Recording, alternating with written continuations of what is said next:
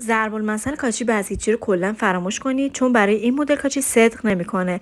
این مدل کاچی فوق العاده مجلسی، مقوی و خوشمزه است. تازه بدون شکره و با خیال راحت هم میتونید میل کنید. البته زیاده روی هم نکنید. برای شروع 1.5 لیوان شیره توت، انگور، خرما یا هر شیره مقوی و سالمی که دوست دارید رو داخل کاسه بریزید. به 4 لیوان آب احتیاج داریم که من داخل همون لیوانی که شیره شده بود آب ریختم که بتونم از همه مواد استفاده کنم. نصف لیوان هم گلاب اضافه میکنیم. شهدمون رو خوب هم میزنیم، میذاریم روی اجاق که گرم بمونه.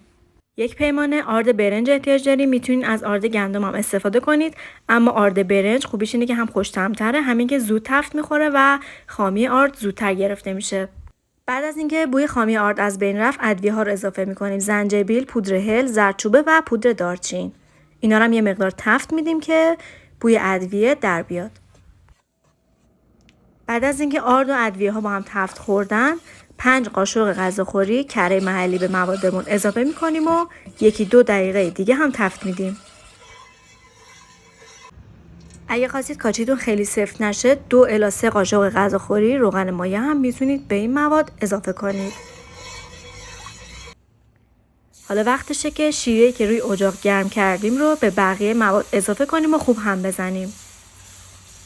نگران جمع شدنش هم نباشید. وقتی که هم بزنید مواد کامل باز میشه و یک دست میشن.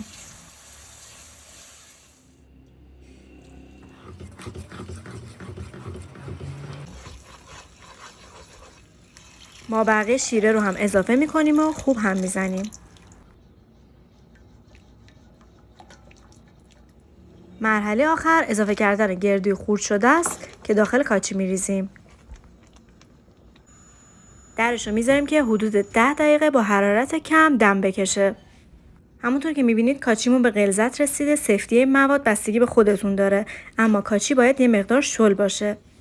این کاچی چون کره داره بعد از سرد شدن هم سفت میشه. راستی اگر دوست داشتید میتونید بهش زعفرون هم اضافه کنید، اما اگه باردار هستید یا تازه زایمان کردید پیشنهاد میکنم که اضافه نکنید.